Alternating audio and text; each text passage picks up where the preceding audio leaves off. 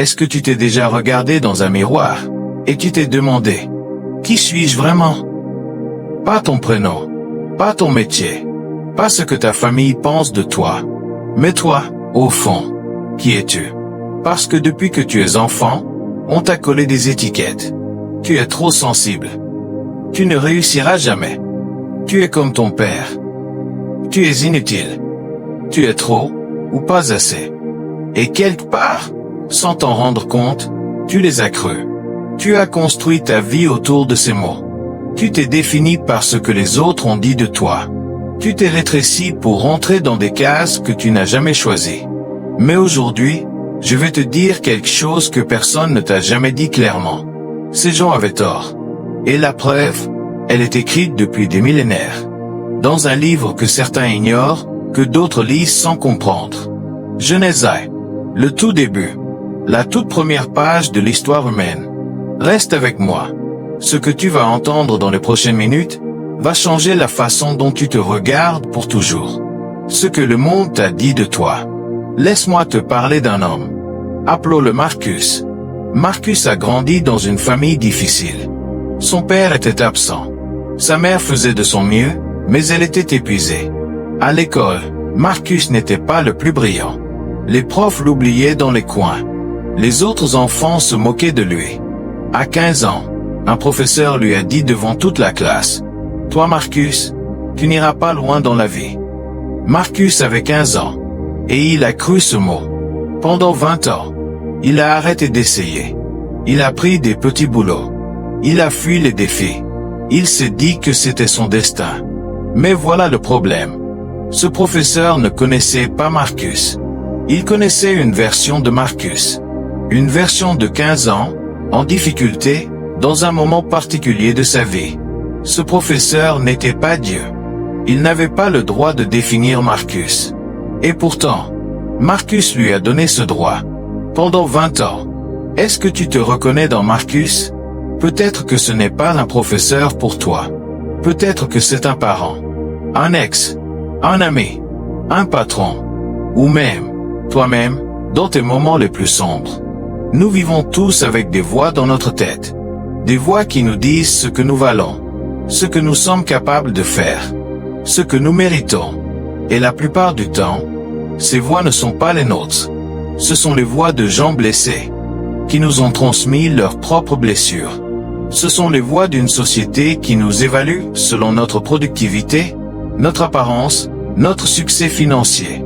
Ce sont les voix d'un système qui a besoin que tu restes petit pour fonctionner. Mais il existe une autre voix. Une voix plus ancienne, plus haute, plus vraie. Et cette voix, elle parle de la première page de la Bible. Genèse 1, la vérité sur ton origine. Ouvre la Bible. Tout au début. Genèse chapitre 1. Dieu crée le ciel, la terre, la lumière, les étoiles, les océans, les animaux. Et puis, il arrive à quelque chose de différent. Quelque chose qu'il ne fait pour aucune autre créature. Verset 26. Puis Dieu dit, « Faisons l'homme à notre image, selon notre ressemblance. » Arrêtons-nous là. Juste là. À notre image. Tu réalises ce que ça signifie?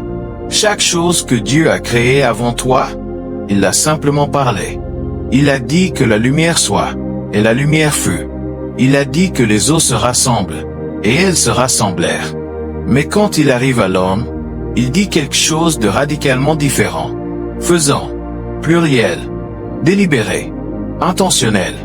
Comme si la création de l'être humain nécessitait une réunion divine. Une attention particulière. Une décision consciente et pesée. Et ensuite, à notre image. Pas à l'image des animaux. Pas à l'image des étoiles. Pas à l'image des anges. À l'image de Dieu lui-même. Maintenant réfléchis à ça sérieusement. Si tu prends une photo de quelqu'un, cette photo porte quelque chose de cette personne. Son visage. Son expression. Son essence capturée dans un instant. Toi, tu es bien plus qu'une photo de Dieu. Tu es créé à son image. Tu portes en toi quelque chose de divin. Quelque chose d'éternel. Quelque chose qui transcende tout ce que le monde peut dire de toi. Le mot hébreu utilisé ici est tselem, image, représentation, reflet. Et le mot de mute, ressemblance, similarité.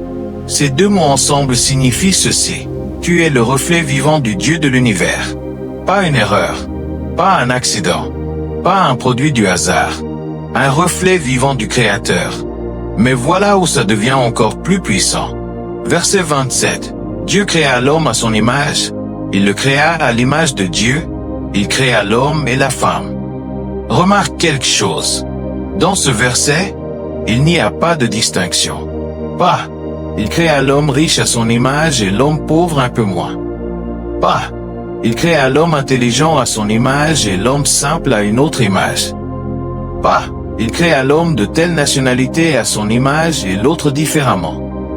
Tous, à son image. Toi qui regardes cette vidéo en ce moment, avec tes échecs, avec tes cicatrices, avec ton passé compliqué, avec tes doutes, avec tes peurs, avec tes blessures, tu as été créé à l'image de Dieu. Personne ne peut t'enlever ça. Aucun mot, aucune trahison, aucun échec, aucun péché. Ton identité n'a pas été créée par tes parents. Elle n'a pas été formée par ton école. Elle n'a pas été façonnée par ta société. Elle a été établie avant que tu prennes ton premier souffle. La choquante vérité sur ce que tu vaux. Je veux te poser une question directe. Combien vaut quelque chose? En économie, la valeur d'un objet est déterminée par ce que quelqu'un est prêt à payer pour l'obtenir. Un tableau de Picasso vaut des millions. Pourquoi? Parce que quelqu'un est prêt à payer des millions pour l'avoir. Un billet de 100 € vaut 100 €. Pourquoi? Parce qu'une institution lui a donné cette valeur et que tout le monde l'accepte. Maintenant applique ce principe à toi-même. Combien quelqu'un a-t-il payé pour toi? Jean 3h16, tu connais peut-être ce verset. C'est le plus cité de la Bible. Car Dieu a tant aimé le monde qu'il a donné son Fils unique. Dieu n'a pas envoyé un ange. Il n'a pas envoyé un prophète. Il n'a pas envoyé un message. Il a donné ce qu'il avait de plus précieux. Et pourquoi? Pour toi. Pour racheter quelque chose en toi qu'il considérait comme précieux. On ne paie pas un prix énorme pour quelque chose qui n'a pas de valeur. Si quelqu'un traverse l'océan pour te retrouver, c'est que tu lui manques vraiment. Si quelqu'un sacrifie tout ce qu'il a pour te sauver, c'est qu'il te considère comme inestimable. Voilà ce que tu vaux aux yeux de Dieu. Pas ce que ton patron pense de toi. Pas ce que tes abonnés pensent de toi. Pas ce que ton ex pense de toi. Ce que Dieu a fait pour toi est la preuve irréfutable de ce que tu vaux. Mais maintenant, voilà la partie choquante. Celle que peu de gens veulent entendre. Si tu es créé à l'image de Dieu, et que tu passes ta vie à te définir par les mots des hommes, tu commets une forme de trahison envers toi-même. Tu prends quelque chose de divin, et tu le soumets au jugement du temporel. C'est comme prendre une œuvre d'art extraordinaire, et demander son avis à quelqu'un qui n'a jamais vu de beauté. C'est comme demander à un aveugle de te décrire un coucher de soleil.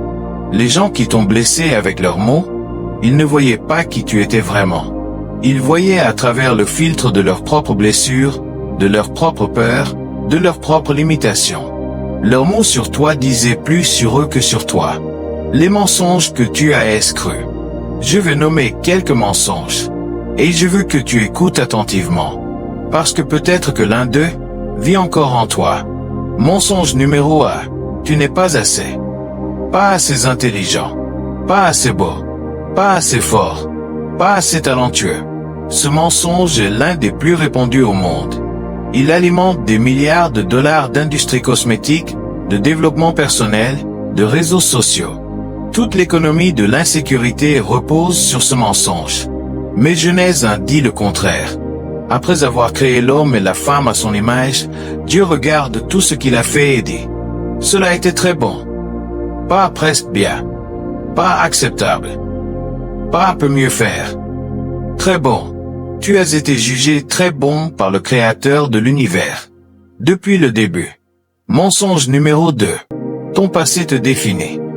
Tu as fait des erreurs. Tu as pris de mauvaises décisions. Tu as blessé des gens. Tu t'es blessé toi-même. Et quelque part, tu penses que ces erreurs sont gravées dans ton identité pour toujours. Mais voilà la vérité. Ton identité précède tes erreurs. Tu étais créé à l'image de Dieu avant de faire quoi que ce soit. Avant ta première faute. Avant ta première chute. Et cette image, aucune erreur ne peut l'effacer. Elle peut être obscurcie. Elle peut être couverte de poussière. Mais elle est là. Elle a toujours été là. Mensonge numéro 3. Tu es seul dans tout ça. Peut-être que personne ne te comprend. Peut-être que tu te sens invisible. Peut-être que tu as l'impression que si tu disparaissais, personne ne le remarquerait vraiment. Ce mensonge est peut-être le plus dangereux de tous. Mais Psaume 139 dit ceci. Où irai-je loin de ton esprit? Où fuirai-je loin de ta face? Si je monte aux cieux, tu y es. Si je me couche au séjour des morts, t'y voilà. Tu n'es jamais seul. Pas un seul instant. Pas dans ta chambre à 3 heures du matin. Pas dans tes moments les plus sombres. Pas dans ta honte la plus profonde. Il est là. Il a toujours été là. Mensonge numéro 4. Les autres sont meilleurs que toi. Tu regardes les autres et tu penses qu'ils ont tout compris. Qu'ils sont plus avancés. Plus bénis. Plus aimés de Dieu. Mais voilà la vérité sur la comparaison. Elle utilise toujours les mauvaises unités de mesure. Tu compares ton intérieur avec l'extérieur des autres. Tu compares tes coulisses avec leurs scènes. Tu compares ta réalité avec leurs performances. Dieu ne compare pas. Il ne t'a pas créé pour être une meilleure version de quelqu'un d'autre. Il t'a créé pour être la version la plus complète de toi-même. Quand les blessures semblent plus vraies que Dieu. Je veux m'arrêter ici un moment. Parce que peut-être que tu écoutes tout ça et tu te dis, c'est bien joli tout ça, mais tu ne sais pas ce que j'ai vécu. Et tu as raison. Je ne sais pas. Je ne sais pas si tu as grandi dans une famille brisée. Je ne sais pas si tu as subi des violences. Je ne sais pas si quelqu'un t'a volé ton innocence. Je ne sais pas si tu as connu la trahison de quelqu'un en qui tu avais une confiance totale. Ces blessures sont réelles. La douleur est réelle. Les cicatrices sont réelles. Et je ne viens pas te dire que tout ça n'a pas d'importance. Que tu dois juste positiver et oublier. Non. Ce que je viens te dire, c'est ceci. Tes blessures font partie de ton histoire. Mais elles ne sont pas ton identité. Il y a une différence fondamentale entre ce qui t'est arrivé et qui tu es. Ce qui t'est arrivé, c'est ton vécu. Ça peut être douloureux, injuste, traumatisant. Mais qui tu es, ça, c'est ce que Dieu a dit de toi avant que quoi que ce soit t'arrive. Avant l'abandon, avant la trahison, avant la violence, avant les mots qui ont blessé, avant tout ça, tu étais déjà créé à son image. Tu étais déjà précieux. Tu étais déjà aimé. Il existe un concept magnifique au Japon qu'on appelle le kintsugi. Quand un bol en céramique se brise, les artisans japonais ne le jettent pas. Ils le réparent en remplissant les fissures avec de l'or. Le résultat, le bol brisé devient plus beau qu'avant, plus précieux. Les cassures ne sont pas cachées. Elles sont honorées. Elles font partie de l'œuvre. Dieu fait la même chose avec toi. Il ne cherche pas à effacer tes blessures comme si elles n'avaient jamais existé. Il les intègre. Il les transforme. Il les utilise. Et souvent, les personnes les plus cassées deviennent les plus puissantes pour aider ceux qui se cassent à leur tour. Ta douleur n'est pas un obstacle à ton destin.